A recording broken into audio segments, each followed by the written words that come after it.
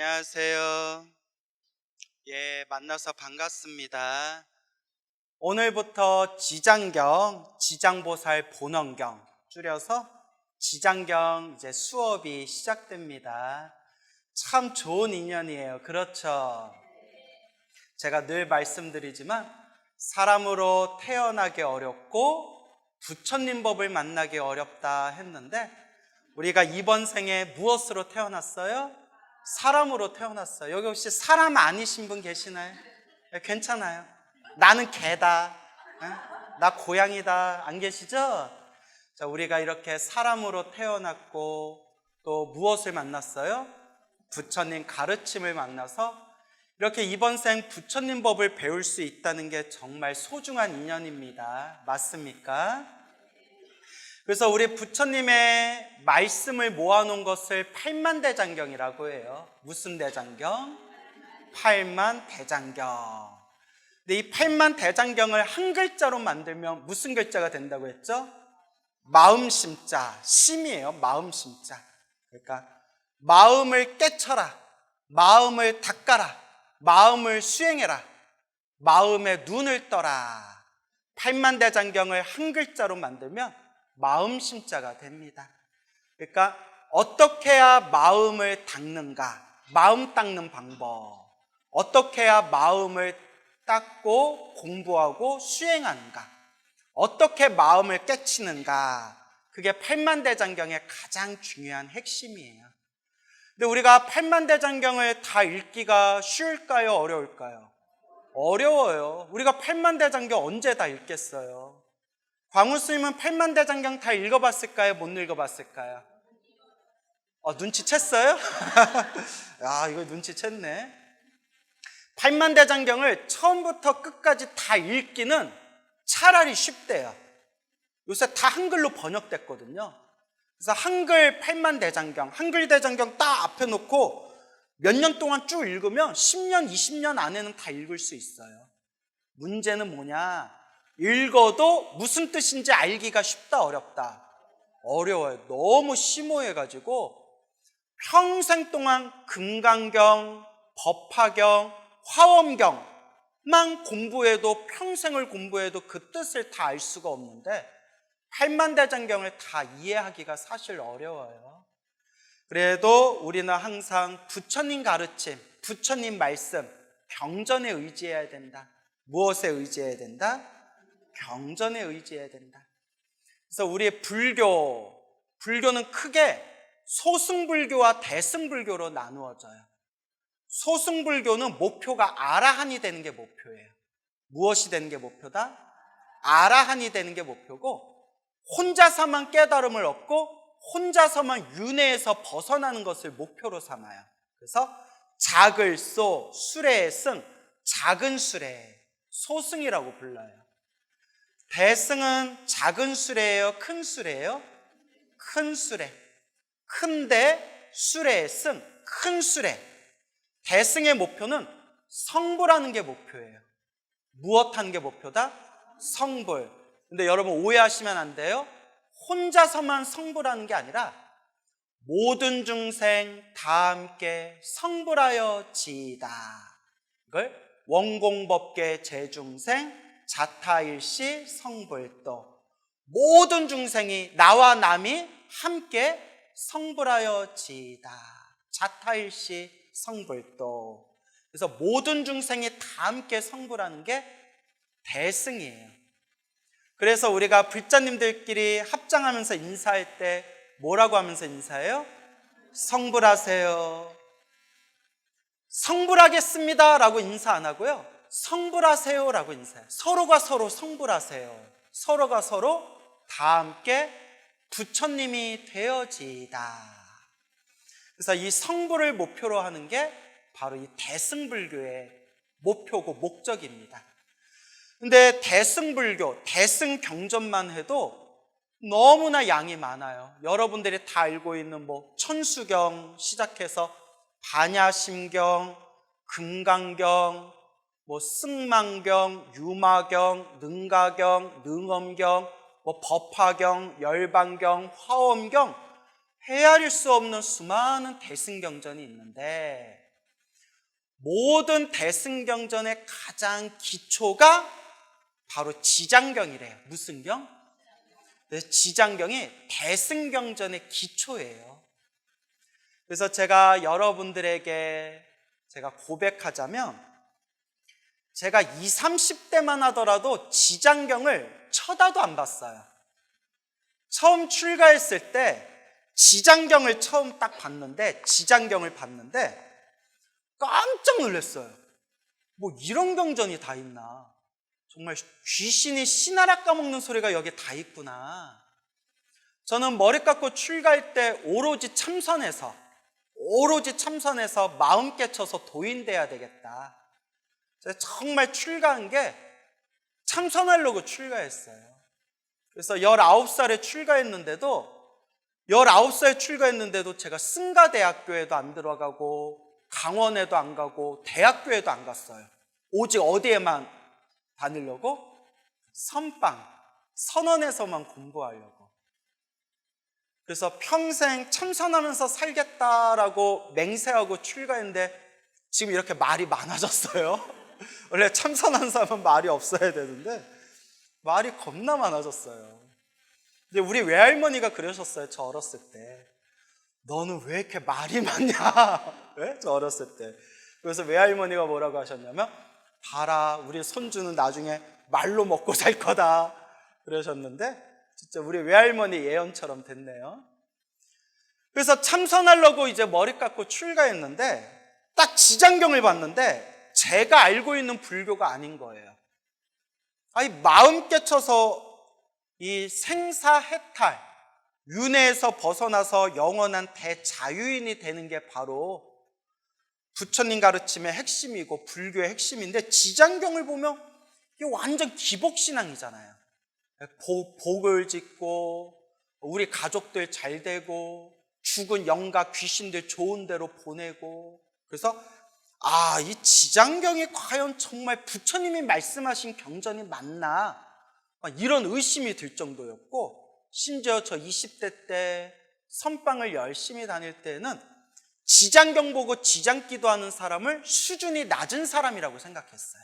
수준이 낮은 사람들이나 이런 지장경을 보는구나 라고 생각을 하고 교만심과 자만심과 오만함에 빠져서 살아갔는데, 점점 참선 공부도 해보고 스님 노릇 하다 보니까 뭔가 제 사고방식에 말로써 표현할 수 없는 여러 가지 모순점들이 떠오르는 거예요.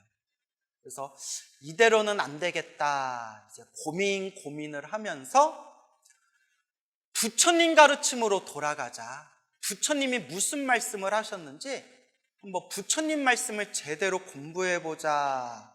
그리고 이제 경전, 부처님의 말씀, 교리를 공부하기 시작하는데, 제가 특히 대만 불교, 중국 불교 큰 스님들 법문을 보다 보니까 제가 대만 불교, 중국 불교, 티베트 불교 이런 외국에 계신 스님들의 법문에 감탄했던 게 뭐냐면, 무슨 법문을 하거나 강의를 하거나 말씀을 하실 때 항상 경전에 근거를 두는 거예요.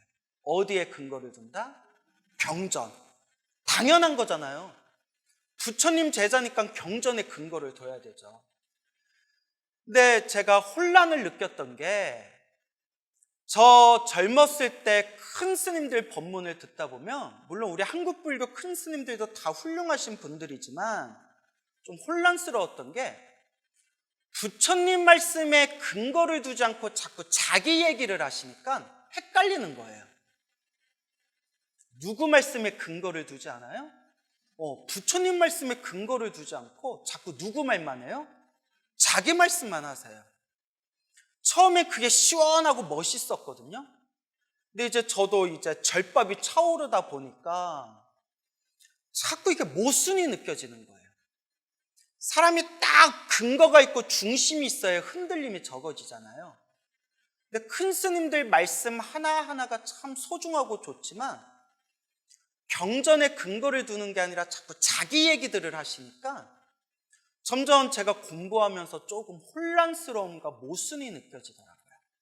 그런데 저 미얀마의 큰 스님이라든가 티베트 불교 큰 스님이라든가 저 대만 불교, 중국 불교 큰 스님들 법문을 보다 보니까 항상 어느 경전에 이렇게 말씀하셨다, 혹은 어느 큰 스님이 이 경전의 이 구절을 이와 같이 해석하셨다, 딱 출처가 있고 근거가 있는 거예요.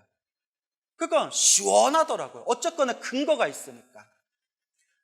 그래서 그때 제가 결심한 게, 나도 이제 강의를 하거나 법문을 하면 반드시 경전에 근거를 두고 말해야 되겠다라는 걸 이제 마음으로 되새기게 되었죠. 그래서 제가 항상 우리 불자님들께 말씀드리는 게, 스님들을 존경하고 공경하되 스님들 말이라고 해서 100% 믿으면 된다 안 된다. 왜냐하면 이제 스님들도 훌륭하고 공부 열심히 하시지만 스님들도 아직 못 깨달았어요. 아직 스님들도 부처님이 못 됐잖아요. 그러니까 아직 수행하고 있는 과정이 있기 때문에 공부를 많이 하신 스님들도 강의하고 법문하다 보면 조금 틀릴 때도 있어요. 물론 저도 그렇고요. 그래서 우리가 제대로 올바로 공부하려면 가장 안전빵이 무엇에 근거를 둬야 된다? 경전, 부처님 말씀, 오직 경전에 스승으로 삼아서 의지하며 공부해야 된다. 그거 당연한 거죠. 당연한 건데 우리 불자님들 보면 경전의 말씀을 100% 안 믿거나 불교 공부할 때 경전의 말씀을 근거로 안 삼는 경우가 많아요. 대표적인 게, 요새 머리 깎은 스님들 중에서도, 머리 깎고 승복 입은 사람들 중에서도 윤회는 없다 이렇게 말씀하는 분들이 있어요. 뭐가 없대요? 윤회가 없대요. 미치고 팔짝 뛸 일이죠. 부처님 팔만대장경에는 부처님이 윤회가 있다고 했을까요? 없다고 했을까요? 있다고 했어요. 어떤 불자님이, 스님, 유튜브에서 어떤 스님 법문을 들었는데 자꾸 윤회가 없다 하니까 헷갈려요. 어떻게 해야 돼요? 제가 깜짝 놀랐어요. 보살님, 그게 왜 헷갈립니까? 보살님은 부처님 말씀을 믿습니까? 사람 말을 믿습니까? 부처님 말씀을 믿죠. 그럼 부처님 경전에 윤회가 있다고 했습니까? 없다고 했습니까? 있다고 하셨죠. 그러면 부처님 말씀을 믿으면 되지 뭐가 헷갈려요? 그랬더니 머리를 이렇게 긁으면서 그렇네? 여러분, 지장경에 윤회가 있다고 했을까요? 없다고 했을까요? 그럼 지장경 말씀을 믿으면 돼요. 여러분, 불자들이 가장 좋아하는 경전이라는 금강경에 윤회가 나올까요? 안 나올까요? 금강경에도 윤회 이야기가 나오잖아요. 내가 금강경 읽어봤는데 금강경 어디에 나오지? 이러면 지금 다 엉터리를 읽은 거예요. 금강경에도 윤회 이야기가 나와요. 법화경에도 윤회 이야기가 나와요. 초기경전에서 대승경전까지 팔만대장경에 한결같이 윤회 이야기가 나와요.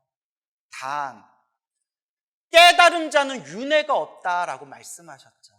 깨달은 자는 윤회가 없지만 번뇌가 있는 자는 자기가 지은 업보대로 윤회하고 윤회한다.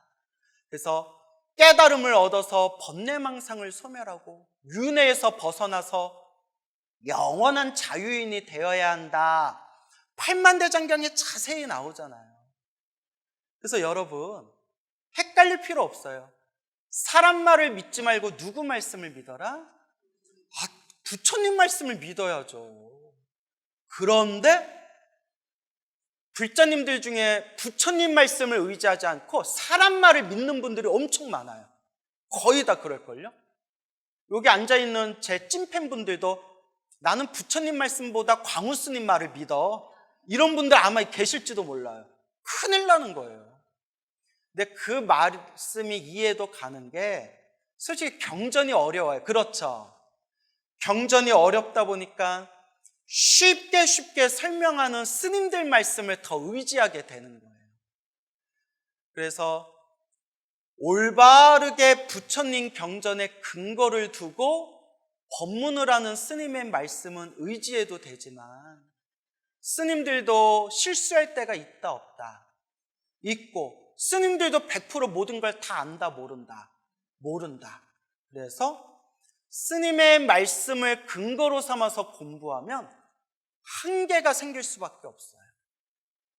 그래서 여러분, 스님 제가 아직은 부처님 말씀을 바로 공부하기에 너무 부처님 경전의 말씀이 좀 어렵게 느껴져요 하는 분들은 어쩔 수 없이 쉽게 설명하는 스님들의 말씀을 의지할 수밖에 없겠지만 그래도 여러분들의 수준에 자꾸 업그레이드 시켜야 돼요.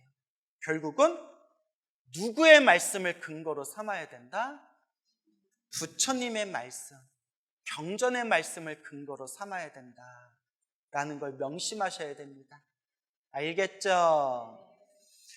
그래서 제가 미얀마 저 남방불교 큰 스님들 강의를 듣고 티베트 스님들 가르침을 공부하고 대만 불교 큰 스님들, 중국 불교 큰 스님들 가르침을 공부하면서 특히 이 대만 불교, 중국 불교 큰 스님들이 8만대장경을 평생을 연구하세요. 한문으로 된 8만대장경을 평생 연구하셨던 그 큰 스님들이 무슨 말씀을 하시느냐? 지장경이야말로 대승경전의 가르침에 들어가는 첫 번째 문입니다. 지장경이 대승경전의 가장 기초입니다 라는 법문들을 많이 하시는 거예요.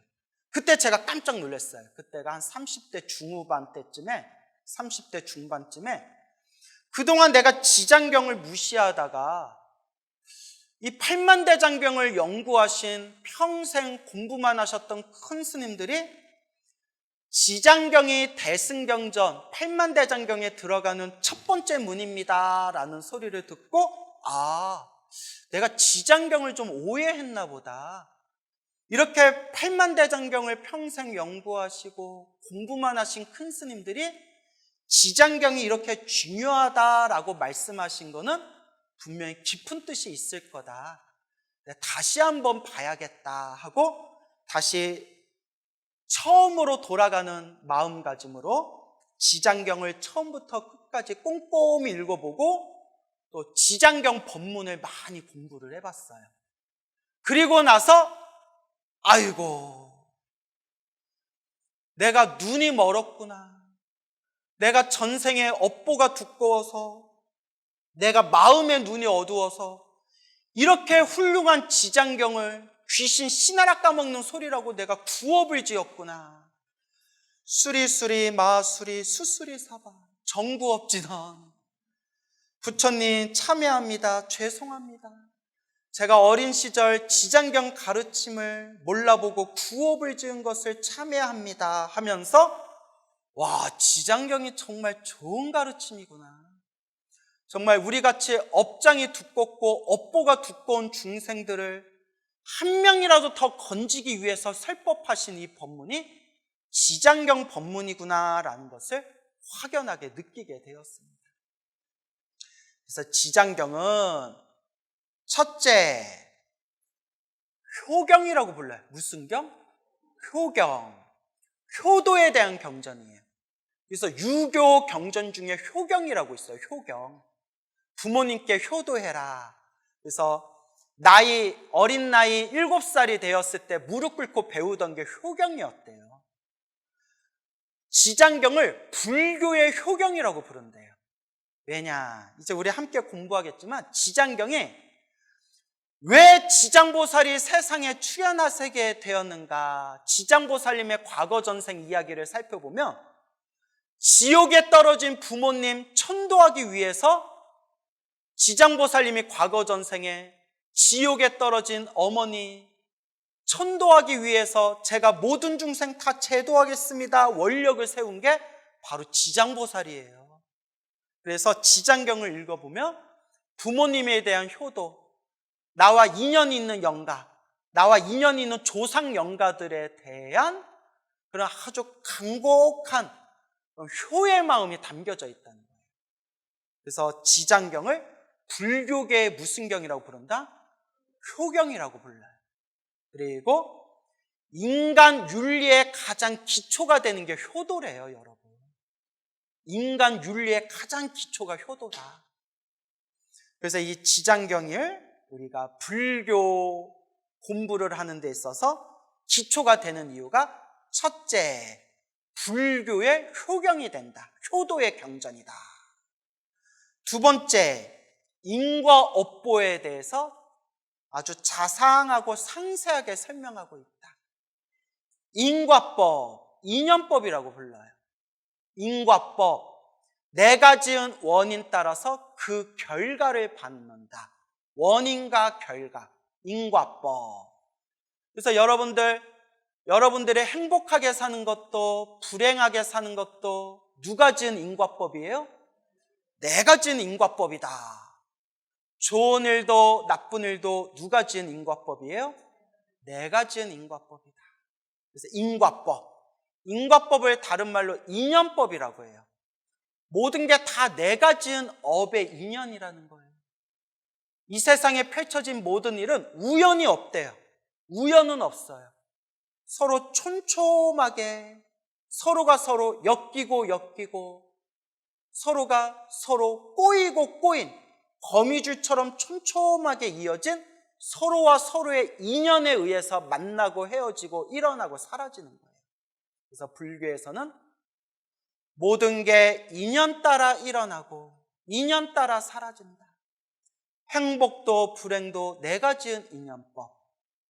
좋은 일도 나쁜 일도 내가 지은 인연법. 좋은 인연도 나쁜 인연도 누가 지은 업의 인연이다? 내가 지은 업의 인연이다. 그래서 인과법, 인연법이라고 부르는 겁니다. 그 인과법, 인연법, 그 인과응보에 대해서 지장경에서 자세하게 설하고 있어요. 다 그대가 지은 업의 인연이다.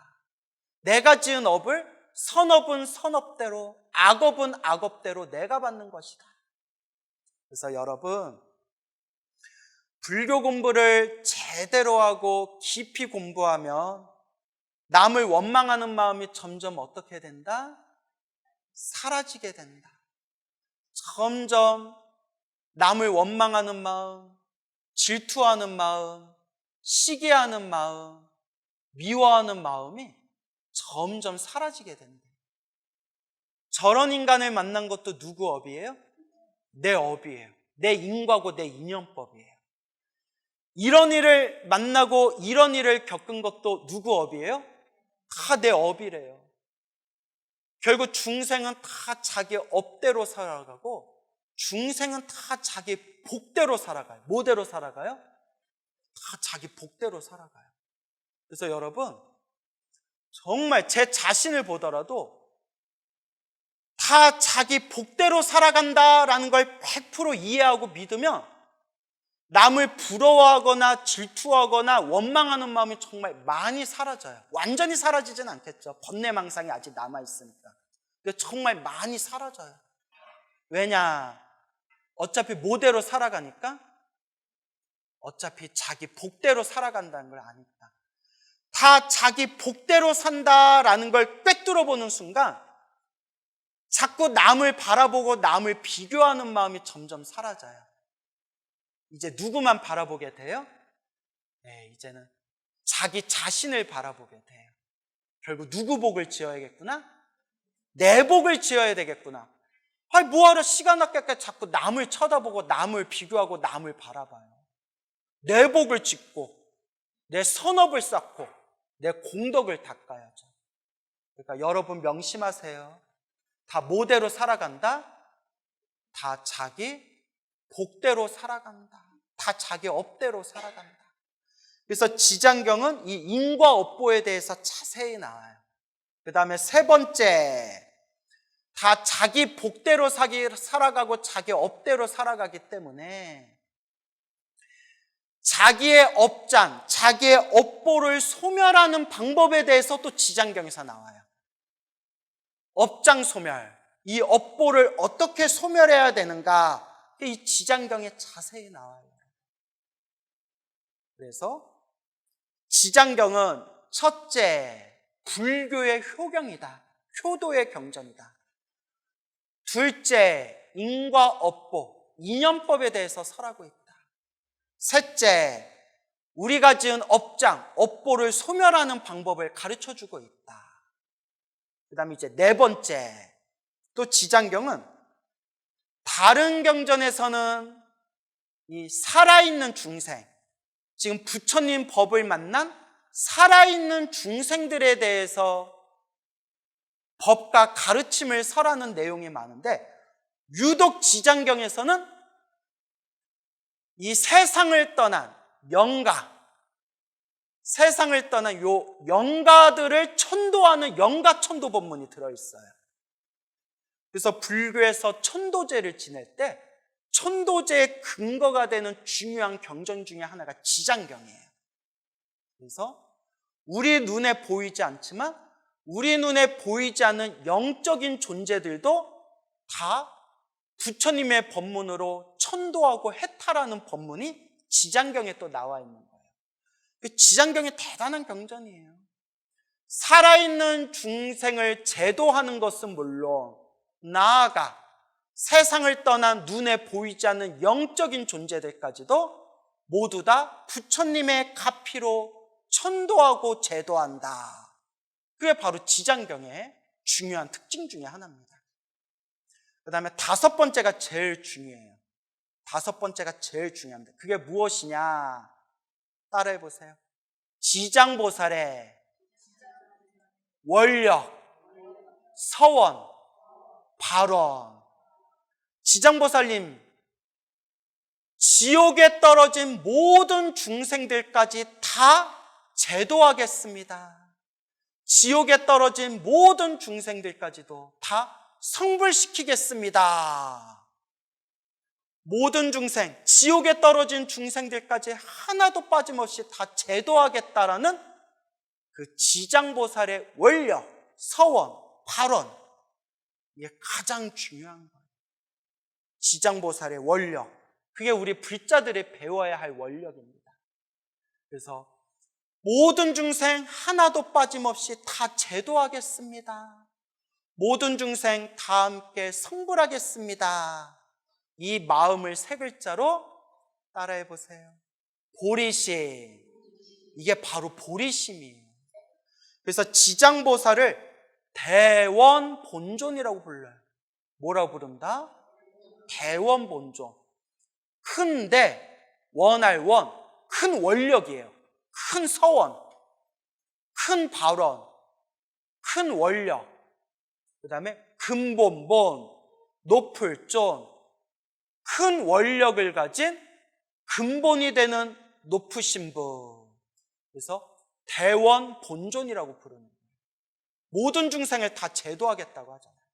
대원 본존, 큰 원력을 갖추신 근본이 되는 높으신 분. 저 지옥에 있는 중생들까지 다 제도하겠습니다. 지장보살님을 보면 제가 참 부끄러워요. 여러분, 세상에서 제일 말 안 듣고 세상에서 제일 못된 놈들이 떨어지는 데가 어디예요? 지옥. 근데 그 지옥에 들어가서 지옥의 중생들을 다 제도하겠대요. 세상에서 제일 말을 안 듣고 세상에서 제일 못된 놈들만 있는 곳에 직접 들어가서 중생들을 제도하겠대요. 그래서 제가 우스갯소리로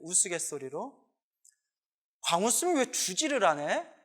제가 뭐라 하면 신도들 보기 싫어서 안 한다고.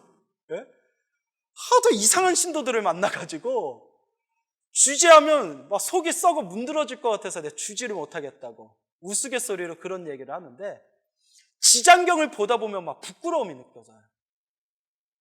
지장보살님은 누구를 위해서? 지옥에 있는 가장 말을 안 듣고 가장 못되고 가장 흉악한 그 중생들을 제도하기 위해서 어디에 들어가신다? 지옥에 들어가신대요. 세상에 이렇게 위대하신 분이 어디 있어요? 그래서 지장경을 공부하는 가장 중요한 핵심은 누구의 마음을 조금이라도 닮아가자? 지장보살 대원본존, 그 지장보살의 위대한 원력을 조금이라도 닮아가자. 이게 바로 지장경의 핵심이에요. 얼마나 위대합니까? 그러니까 우리가 자꾸 지장보살을 닮아가도록 노력해야 돼요. 누구를 닮아가도록? 지장보살을 닮아가도록. 지장보살을 닮아가도록 내가 노력하려고 마음에 되새기는 순간 우리의 중생 살아가는 꼬라지가 엄청 웃기게 느껴져요. 아이고, 지장보살은 지옥에 있는 중생들 다 제도하려고 지옥에 직접 들어가신다는데 우리는 서로 중생들끼리 별것도 아닌 것 같고 너 잘났냐? 내가 못났냐? 네가 얼마나 잘났냐? 나한테 갑질하냐? 이럴 거면 이혼하자. 이럴 거면 소송하자. 이러쿵 저러쿵 요러쿵 저러쿵 그 지지고 볶고 싸우는 모습들을 가만히 내 꼬라지를 보면요, 지장경의 지장보살의 원력을 생각할 때 우리 중생들 꼬라지가 이거밖에 안 되는구나, 막 그런 부끄러움이 느껴져요. 여러분들 느껴지십니까? 만약에 느껴지신다면 여러분들이 성금이 있는 분들이에요. 우리가 관세음보살님처럼 지장보살님처럼 우리가 점점 저 불보살님처럼 우리가 닮아가야 되는데 아직도 내 꼬라지가 요거밖에 안 되는구나, 그 부끄러움이 느껴질 때 우리가 조금 더 수행할 수 있는 한 걸음 한 걸음을 나아가게 되는 거예요. 그래서 지장경의 가장 중요한 핵심 중에 하나가 바로 지장보살의 원력을 닮아가는 것이다 라는 것을 명심하셔야 됩니다. 알겠죠? 우리가 마음만 깨치면 부처다라고 얘기해요. 들어보셨죠? 저도 그 말씀이 너무 멋지고 좋아서 머리 깎고 출가했어요. 마음만 깨치면 부처래요. 근데 제가 공부해보고 우리 불자님들 수행하고 공부하는 모습을 보고 내 꼬라지를 보니까 생각이 완전히 바뀌었어요. 이론적으로는 마음만 깨치면 부처다라고 하지만 입으로만 마음만 깨쳐서 부처다라고 말하지 말고 정말 마음을 깨쳐서 부처가 됐으면, 정말 내가 부처님 같은 지혜와 자비를 얻었으면, 정말 내가 부처라는 걸 깨달았으면 어떤 모습이 펼쳐져야 된다? 지장보살 같은 모습이 펼쳐져야 돼요. 내가 마음을 깨쳐서 부처가 됐으면 지옥에 들어가서 중생제도 해야죠. 근데 제 주변에 자기 입으로 깨쳤다는 사람들 보면 마음 씀씀이가 종재기 같아요. 종재기. 자기 입으로 깨쳤다고 하는데 옆에서 이렇게 보면 마음 씀씀이가 골뱅이 같아요. 골뱅이. 제가 그런 분들 많이 봤어요. 자기가 깨쳤다 하는데 옆에서 하는 거 보면 탐욕과 성냄과 어리석음이 그대로 남아있는데 자기가 깨쳤대요. 예전에는 헷갈렸는데 이제는 알겠어요. 그런 사람들을 우리가 세 글자로 뭐라고 하느냐, 전문 용어로 사꾸라라고 해요. 사꾸라. 여기 보니까 많이 폈더라고요. 네? 비 내리면 다 후두둑 떨어지는 사꾸라예요. 정말 그대가 깨쳤으면 깨쳤다는 말 할 필요도 없다. 그대가 정말 깨쳤다면, 마음을 환하게 깨서 정말 부처님이 됐다면 말하지 않아도 어떤 행위 나와야 된다? 관세음보살님 같은, 지장보살 같은 자비행이 펼쳐져야죠. 맞습니까? 그래서 수행하는 불자는 자기 입으로 깨쳤다는 말 할 필요 없어요. 깨쳤건 안 깨쳤건, 남이 알아주건 안 알아주건 어떤 행위 나온다? 지장보살 같은 자비행이 나올 수밖에 없어요. 근데 소위 스스로 내가 깨쳤다, 내가 수행이 많이 됐다, 내가 공부가 많이 됐다라고 착각하시는 분들 스스로 한번 돌아보라는 거예요. 과연 내가 관세음보살님 같은 자비행이 나오는가? 내가 지장보살 같은 중생을 향한 자비행이 나오는가? 라는 것을 스스로 살펴보셔야 됩니다. 그래서 옛적에 큰 스님께서 이런 말씀을 하셨어요. 자기를 속이지 맙시다. 자기 자신을 속이지 말아라. 그래서 지장경을 배우는 가장 중요한 핵심은 지장보살의 원력을 배우는 것이다. 그래서 지장경 할 때 첫 번째, 불교의 효경이다. 효도의 경전이다. 두 번째, 인과법, 인연법에 대해서 자세히 설하고 있다. 세 번째, 중생의 그 두꺼운 업장과 업보를 소멸하는 방법에 대해서 자세히 이야기하고 있다. 네 번째, 다른 경전에서 쉽게 찾아볼 수 없는 세상을 떠난 영적인 존재, 영가들을 천도하는 법문에 대해서 또 자세히 이야기하고 있다. 가장 중요한 다섯 번째, 모든 중생 다 제도하겠다. 지옥에 있는 중생들까지 다 제도하겠다라는 지장보살의 대원력, 그 위대한 불보살님의 원력, 보리심에 대해서 자세히 이야기하고 있다라는 것을 명심하시기 바랍니다. 예전에 군대에 있을 때 타종교를 믿고 있는 타종교, 신을 믿는 타종교를 믿고 있는 어떤 마음씨가 착한 청년하고 대화를 한 적이 있었어요. 군대에 있을 때 이제 머리 깎고 군대 갔거든요. 이런저런 얘기를 하다가 그 친구가 참 착했어요. 그 친구가 이렇게 얘기하더라고요. 신은, 우리가 믿는 신은 사랑입니다 이러더라고요. 사랑. 신은 사랑이래요. 자기들이 믿는 신은 사랑 그 자체래요. 그때 제가 딱 이렇게 얘기했어요. 신은 사랑이냐? 사랑이다. 우리를 사랑하시냐? 사랑하신다. 그런데 궁금한 게 있다. 너네들 교리에 보면 아무리 착하게 살아도 자기들의 믿는 신을 믿지 않으면 죽으면 지옥에 떨어진다고 하더라. 들어보셨죠? 아무리 착하게 살아도 자기 신을 믿지 않으면 지옥에 떨어진대요. 지옥에 떨어지면 영원히 불타는 지옥에서 고통받으면서 살아가야 된다는데 사실이냐? 사실이다 이러더라고요. 맞대요. 잘 걸렸다네 이랬어요. 속으로. 그런데